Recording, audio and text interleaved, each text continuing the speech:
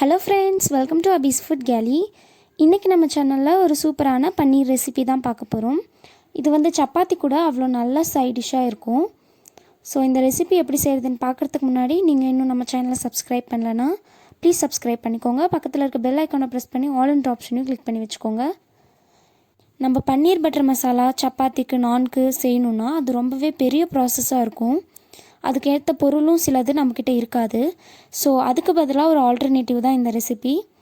இது ரொம்பவே டேஸ்டியாகவும் இருக்கும், அதே டைம் ரொம்ப ஈஸியாகவும் இருக்கும்.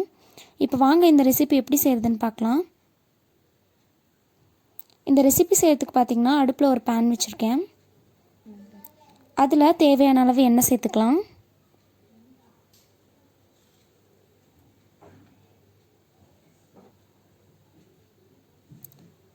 இது கூட 2 பட்டை, அப்புறம் 4 கிராம்பு இது சேர்த்துக்கலாம். 1 ஸ்பூன் சீரகம். இப்போ இது கூடவே இந்த கப்பில் 1 கப் அளவுக்கு பெரிய வெங்காயத்தை இந்த மாதிரி நல்லா குட்டி குட்டியாக கட் பண்ணி சேர்த்துக்கிறேன். வெங்காயம் வந்து நல்லா வேகணும், வெந்து நல்லா கலர் கோல்டன் ப்ரௌன் கலர் வரணும், அது வரைக்கும் நீங்கள் வதக்கணும். இப்போ பாருங்கள், கலர் நல்லா சேஞ்ச் ஆகிடுச்சு ஃபஸ்ட்டுக்கும் இப்போயும். இப்போ வெங்காயம் நல்லா வெந்துடுச்சு. இப்போ நம்ம இதில் சில மசாலாஸ்லாம் சேர்த்துடலாம். 1 ஸ்பூன் கரம் மசாலா,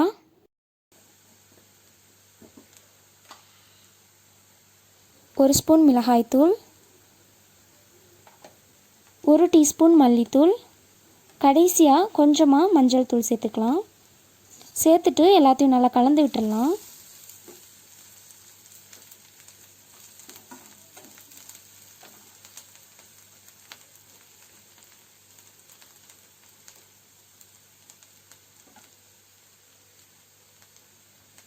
இப்போ இதில் ஒரு 2லேருந்து 3 தக்காளியை இந்த மாதிரி குட்டி குட்டியாக கட் பண்ணி சேர்த்துக்கலாம்.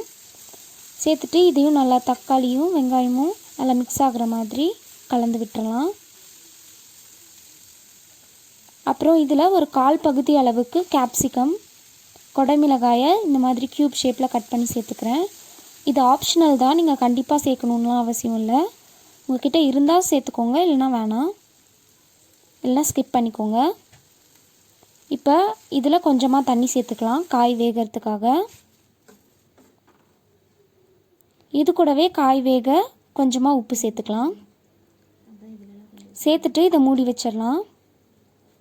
இது இருக்கட்டும்.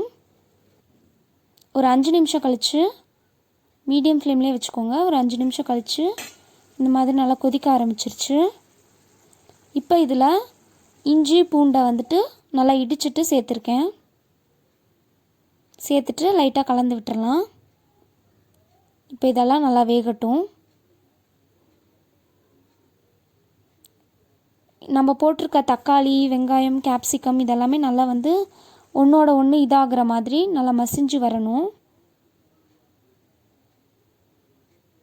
பாருங்கள்,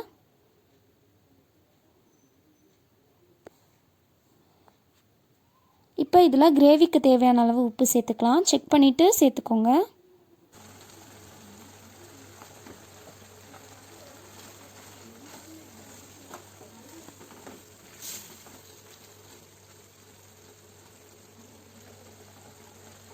இப்போ இது கூடவே 2 டேபிள் ஸ்பூன் அளவுக்கு ஃப்ரெஷ்ஷான தயிர் அதையும் சேர்த்துக்கலாம்.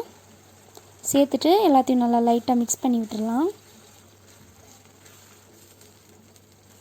கடைசியாக ரொம்ப முக்கியமான ஒரு பொருள், வெல்லம்.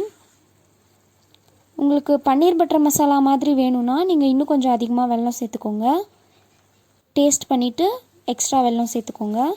இல்லைன்னா உங்களுக்கு வந்து கம்மியாக கூட வெல்லம் சேர்த்துக்கோங்க, கொஞ்சம் காரமாக இருக்கிற மாதிரி இருக்கும். நான் வந்து இன்றைக்கி கொஞ்சம் அதிகமாக தான் வெல்லம் சேர்த்துருக்கேன். பன்னீர் பட்டர் மசாலா டேஸ்ட் வரதுக்காக, அந்த மாதிரி லைட்டாக டேஸ்ட் வரதுக்காக தான் நான் சேர்த்துருக்கேன்.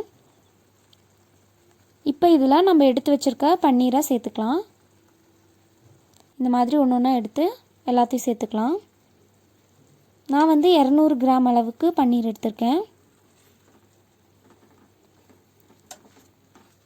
இப்போ இதை லைட்டாக இந்த மாதிரி கலந்து விட்டுக்கோங்க.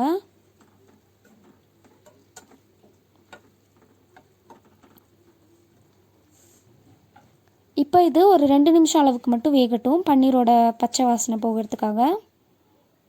இப்போ பாருங்கள், நல்லா கிரேவி கன்சிஸ்டன்சிக்கு வந்துடுச்சு. அவ்வளோதான், நம்மளோட சூப்பரான பன்னீர் ரெசிபி ரெடி ஆகிடுச்சு. பன்னீர் கிரேவி இது ரொம்ப ஈஸியாகவும் டேஸ்டியாகவும் இருக்கும். கண்டிப்பாக நீங்கள் வீட்டில் நான் இல்லைனா சப்பாத்தி செஞ்சிங்கன்னா இந்த ரெசிபியை ட்ரை பண்ணி பார்த்துட்டு எப்படி இருந்துச்சுன்னு கமெண்ட் செக்ஷனில் சொல்லுங்கள். இந்த வீடியோ உங்களுக்கு பிடிச்சிருந்தா அபீஸ் ஃபுட் கேர்ள் யூடியூப் சேனலில் சப்ஸ்கிரைப் பண்ணிக்கோங்க. மறக்காமல் பக்கத்தில் இருக்க பெல் ஐக்கானையும் ப்ரெஸ் பண்ணிக்கோங்க. அப்போ தான் நான் போடுற நெக்ஸ்ட் வீடியோஸ்க்கு உங்களுக்கு நோட்டிஃபிகேஷன்ஸ் உடனுக்குடனே வரும்.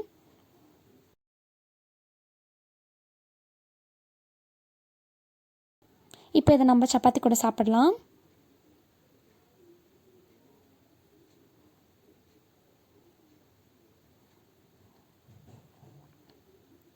Thanks for watching.